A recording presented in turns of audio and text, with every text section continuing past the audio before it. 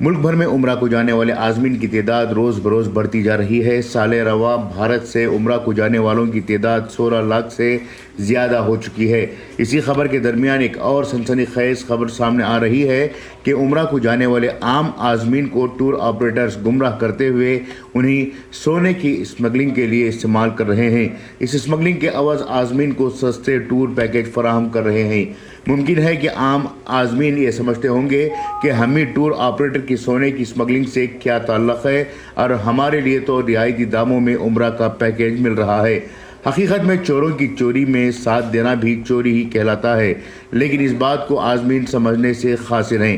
کرناٹک کے مختلف tour operators کے ذریعے سے عمرہ کے لیے جہاں 90,000 روپے سے لے کر 1 لاکھ روپے تک کا پیکیج دیا جا رہا ہے، وہیں کئی ٹور آپریٹرز عازمین عمرہ کے لیے سستے ٹور پیکیجز کا اعلان کر رہے ہیں، جس کی قیمت 65,000 روپے سے لے کر 70,000 روپے تک کی ہے۔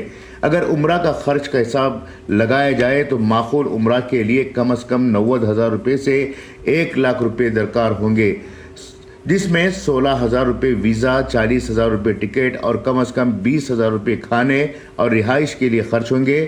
5,000 روپے حرمین میں سفر کے لیے خرچ ہوں گے۔ اس طرح سے 80,000 روپے کی لاگت سے ایک فرد کا سفر عمرہ ممکن ہے۔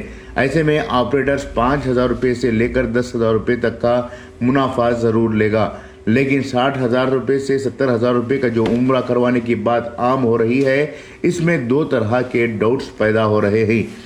پہلا ڈاؤٹ یہ کہ آپریٹر سستے ٹور کے نام سے غیر معیاری خیام و طعام کا انتظام کرے گا، اس کے علاوہ کنیکٹنگ فلائٹ کے ذریعے سے پیسوں کی بچت کرے گا۔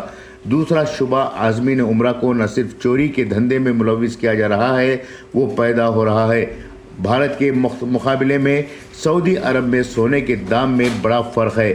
بھارت میں فی کلو سونا جو 99.99 کیرٹ کا ہے، اس کی قیمت 62,07,771 روپے ہے، تو وہیں یہ سونا جدہ میں 59,18,745 روپے پر دستیاب ہوگا، یعنی کہ 1 کلو سونے پر تقریباً 3 لاکھ روپے کی بچت سعودی عرب میں خریدنے پر ہوگی۔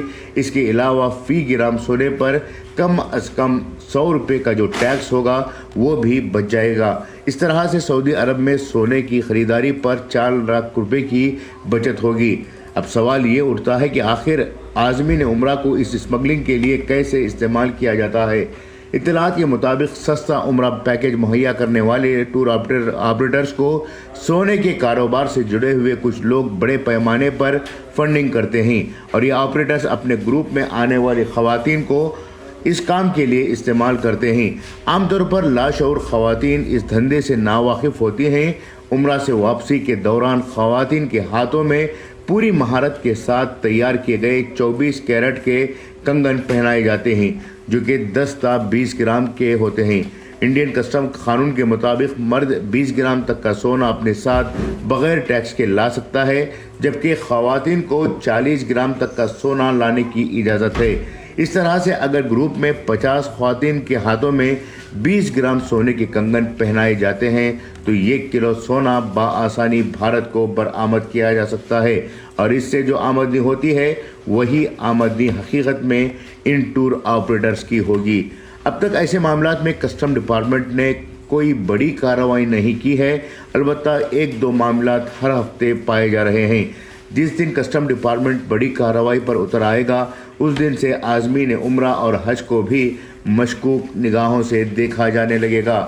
اب تک مسلمانوں کا نام سن کر امیگریشن اور کسٹم ڈپارٹمنٹ الرٹ ہوا کرتا تھا، آنے والے دنوں میں عمرہ گروپ کو بھی پوری طرح سے شک کے دائرے میں دیکھا جانے لگے گا، جس سے مسلمانوں کی بڑی بے عزتی ہوگی، اور اس بے عزتی کا سبب سستے عمرہ ہی ہوں گے۔ اس لیے سستے کے نام پر دھوکہ نہ کھائیں۔ اللہ کی عبادت کے لیے جاتے ہیں، اس عبادت میں کسی کو دھوکہ نہ دیں، چاہے وہ انسانوں کو، عام انسانوں کو ہو یا پھر حکومتوں کو۔ یہ دھوکہ صرف حکومت کو نہیں بلکہ اللہ کو بھی دینے کے برابر ہوگا۔ خصوصی رپورٹ، انقلاب نیوز، بنگلورو۔